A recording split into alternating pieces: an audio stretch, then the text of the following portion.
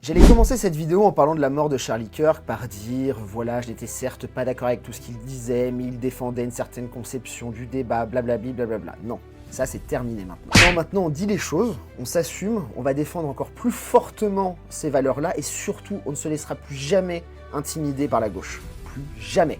Charlie Kirk, sa grande force, c'est qu'il avait refait du débat mode Grèce antique. J'arrive sur l'agora, je parle, j'expose mes idées, venez débattre avec moi, ne soyons pas d'accord, mais débattons.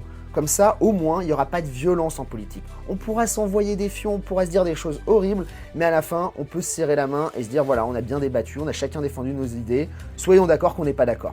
Et pour ça, il a été tué. Et on voit aujourd'hui des réactions à la fois de la gauche américaine, mais aussi de la gauche en France, qui, alors non pas se félicitent, mais minimisent.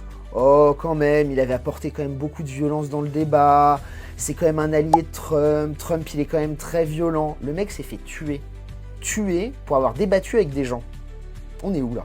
Pour moi, on est exactement sur le même niveau d'indécence que quand Jean-Marie Le Pen est mort et que les mecs sont allés danser sur sa tombe et ouvrir le champagne. Ou même quand les gens sur les caricatures de Charlie Hebdo te disent « Ouais, mais quand même, ils y sont allés fort, je dis pas que c'est justifié. » Non, tu justifies en fait. Je pense, en voyant ce qui s'est passé hier, tous les influenceurs conservateurs qui montrent leur visage sur les réseaux sociaux, alors les très connus ou les pas connus du tout comme moi, on a eu la même réaction. Au début, c'est l'effroi. On se dit « Ah oui, d'accord, le combat politique, ça peut aller jusque-là. » Et la seconde d'après, c'est de dire « Bah oui, là, on va rien lâcher. Là, c'est terminé. Charlie, tu nous as revitalisé par ta mort.